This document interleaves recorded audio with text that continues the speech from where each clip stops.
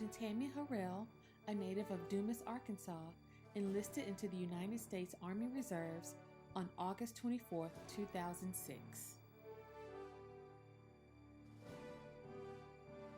Okay, so I don't think I have the traditional patriotic answer that most people would have, because I'm just going to be flat honest. During the time I was 29, I want to call it a pre-midlife crisis mode.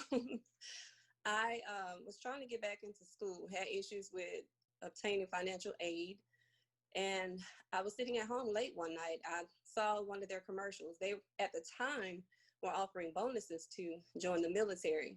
So that was a bonus for me to just go ahead and, go down and talk to a recruiter. I talked to a recruiter, discussed my concerns, and I took a whole year. I fasted, I prayed. And then once I felt like I received the answer that I needed, it was okay to join, I went down and signed my recruitment paper. Now, I didn't let my family know because they would try to talk me out of it, but it's my life and my decision. So I joined it to help with educational reasons. And also that bonus didn't hurt either. It helped me out a little bit during the time.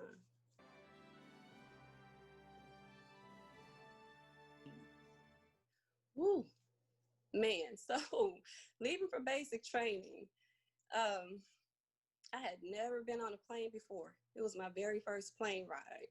So I was already nervous about the plane ride, but to get over the nervousness, I started thinking about the videos that I watched about basic training, how it would be, once I arrived there in South Carolina, because I went to Fort Jackson, South Carolina as my basic training, initial entry school. I had all this idea in my head of what it would be like based upon the videos, but it was completely different once I hit the ground. I mean, immediately coming off the plane, they were already barking orders. So I had I don't know, I relied on Google to show me what my experience would be, and it was completely different.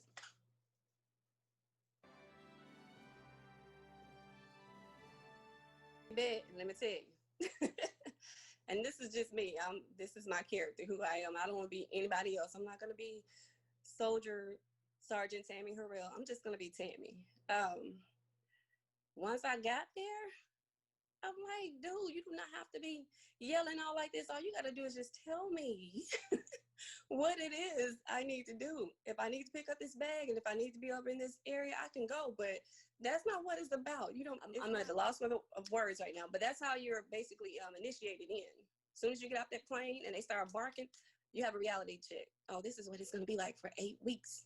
Just constant barking in my ear, picking up, putting it down, picking it up, putting it down. It's like, why am I picking it up when I'm just going to put it down?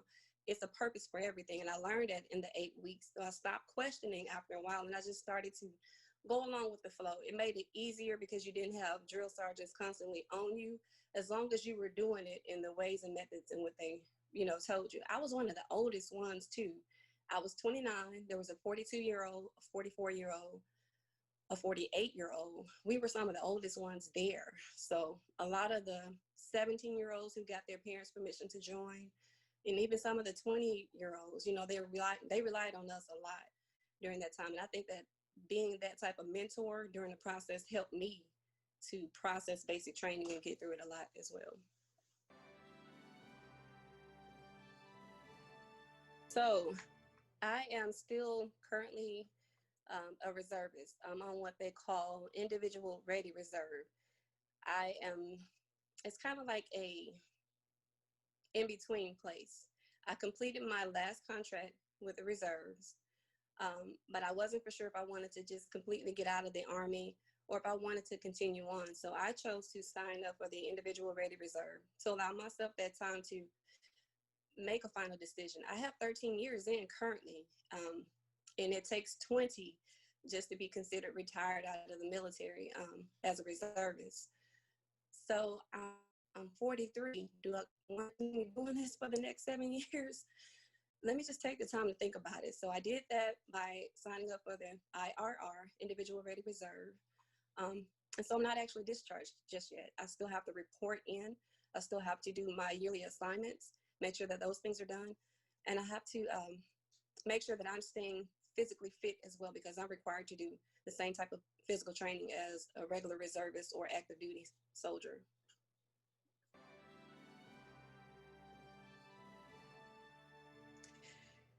The military had to grow on me. The first few years, being integrated once I got into my unit, meeting the people that in my first unit, they really helped to grow me in this military thing. I still keep in contact with a lot of them. I love the camaraderie that you get from what we call our battle buddies, which used to be called comrades. I love the connection that I have with the people that I've met throughout the years. Like I said, I still keep in contact with the people from my first unit. I rely on them for when I'm trying to make decisions about my military career, because half of them were already in, I would say, about 5 to 10 years when I actually joined. So I rely on them a lot. I love the friendships that I have been able to maintain, and not just with people of my own race, but of different other ethnic backgrounds. It's interesting to learn about what being an American Indian is. My first battle buddy is an American Indian out of Arizona. She and I, we talk every year. I get Christmas cards every year of her and her kids and the grandkids now. But the experience from the leadership opportunities that I've gained, while being in the military, my military occupation is a 42 Alpha.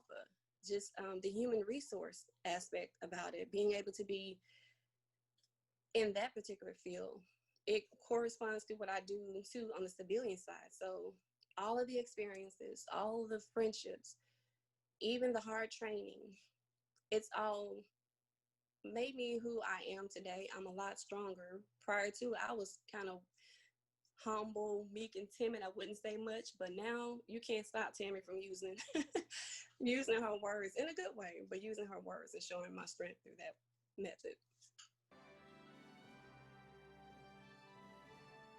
I'm a reservist. I'm in the community every day. I don't know if an active duty personnel has that same opportunity. So I don't know what it would mean to reintegrate for them or the help that they would need. So as a reservist, I already have those tools there. My job works with me when I have to go on duty. They give me the time that I need with pay to complete my 2 weeks that I do in the summer. So the reintegration thing is just not a factor to me for a reservist. I would be very interested to understand and know what it means for an active duty member, because they have to wear the uniform daily. I don't know what it's like outside of that to complete your 20 years or 30 years, and then you're just back to being a regular citizen. I would love to sit with an active duty person who's retired to find out what the reintegration process was for them, because I've not had to deal with that as a reservist.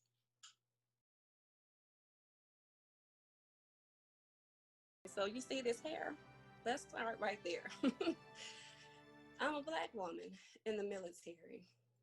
My hair has become an issue over the past few years. Now, they have incorporated some rules and regulations in 670-1 to try to make it more accommodating for us, but in all actuality, it really isn't. Our hair is more sensitive to certain stylings. We can't wear our hair back in a ponytail day after day after day without it affecting, our hair loss in some areas from the tension of it. I just think that those rules need to be revisited and reconsidered based upon that. Also, speaking just from my perspective as a Black woman, I think the height and weight standards that we face needs to be revisited. We are, we have hips, we have curves and everything.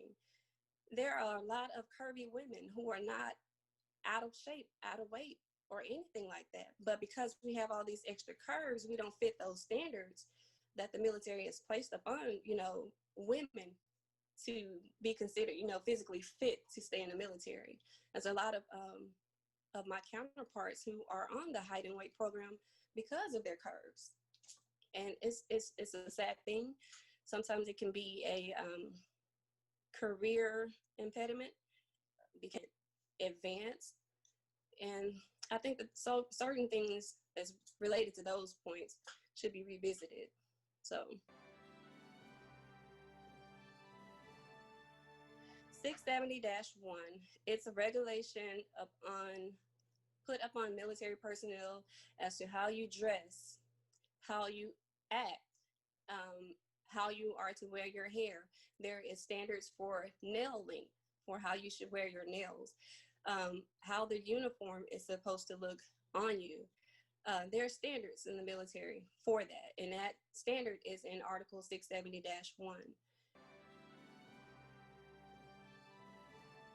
Let me tell you, this has been an amazing experience. I have done it now for the past 3 years. Being with the other women from other branches of service, sitting with them and talking to them about their military experiences and learning that how it is for a woman that's in the Air Force compared to being in the Army, because I'm Army, that's all I know. But sitting with these other women from other branches of services and hearing their experiences, it's been eye-opening.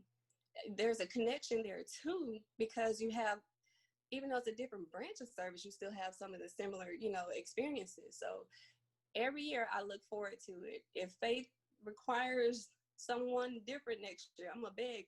I love the interaction between the federal working women who are part of that organization, how they are with us. I really appreciate everything that they've done for us, from the program and even beyond the program, how they still keep in contact and connect.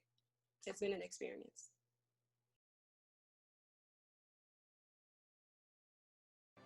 It's going to sound kind of cliche, but you need to know yourself. You need to know yourself. You hear the rumors about what it's like being in the military. Don't just go on rumors. Do your research. Find out for yourself. Ask the questions you need to get those curious questions out of your mind. And if you're still concentrating on joining, take all the research that you've learned, all the people that you've talked to, know what you know about yourself, and sign. I wouldn't tell you not to. I'm just going to tell you, follow what your heart tells you to do. Know yourself and do your research. During her service, Sergeant Harrell has had 3 military assignments: 468th Chemical Battalion, 90th Sustainment Brigade, and the 343rd MPAD, 1 tour of duty and brief stints of voluntary service in the 63rd Regional Support Command Yellow Ribbon Team. Sergeant Harrell's military awards include National Defense Service Medal, Global War on Terror Service Medal, Non-Commissioned Officer Professional Development Ribbon, and the Armed Forces Reserve Medal.